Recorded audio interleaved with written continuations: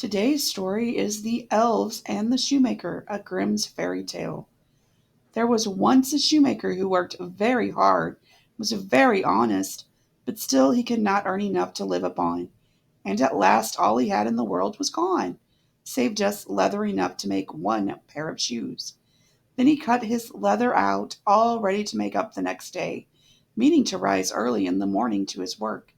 His conscience was clear, and his heart light amidst all his troubles, so he went peaceably to bed, left all his cares to heaven, and soon fell asleep. In the morning, after he said his prayers, he set himself down to his work, when to his great wonder there stood the shoes, all ready made upon the table. The good man knew not what to say or think at such an odd thing happening. He looked at the workmanship. There was not one false stitch in the whole job. All was so neat and true that it was quite a masterpiece. That same day a customer came in, and the shoes suited him so well that he willingly paid a price higher than usual for them, and the poor shoemaker, with the money, bought leather enough to make two pairs more. In the evening he cut out the work and went to bed early, that he might get up and begin the next day. But he was saved all the trouble, for when he got up in the morning, the work was done, ready to his hand. Soon in came buyers who paid him handsomely for his goods, so that he bought enough leather for four pair more. He cut out the work again overnight and found it done in the morning, as before, and so on it went for some time. What was got ready in the evening was always done by daybreak, and the good man soon became thriving as well and well off again. One evening, about Christmas time, as he and his wife were sitting over the fire chatting together, he said to her, "I should like to sit up and watch tonight, that we might see who it is that comes and does my work for me."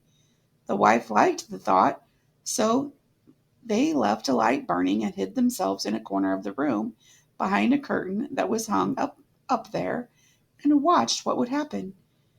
As soon as it was midnight, there came in two little naked dwarfs, and they set themselves upon the shoemaker's bench, took up all the work that was cut out, and began to ply with their little fingers, stitching and tapping away at such a rate that the shoemaker was all wonder, and could not take his eyes off them.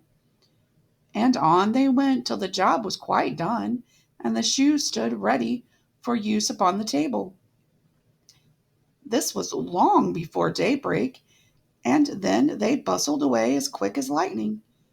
The next day the wife said to the shoemaker, "Those little widgets have made us rich, and we ought to be thankful to them, and do them a good turn if we can. I am quite sorry to see them run about as they do, and indeed it is not very decent, for they have nothing upon their backs to keep off the cold.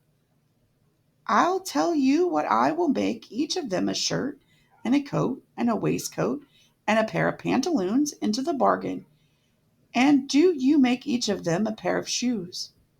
The thought pleased the good cobbler very much, and one evening when all things were ready, they laid them on the table, instead of the work that they used to cut out, and they went and hid themselves to watch what the little elves would do. About midnight in they came, dancing and skipping, hopped round the room they went to sit down to their work as usual. But when they saw the clothes lying for them, they laughed and chuckled and seemed mighty delighted. Then they dressed themselves in the twinkling of an eye, and danced and sprang about as merry as could be, till at last they danced out the door and away over the green. The good couple saw them no more, but everything went well with them from that time forward as long as they lived.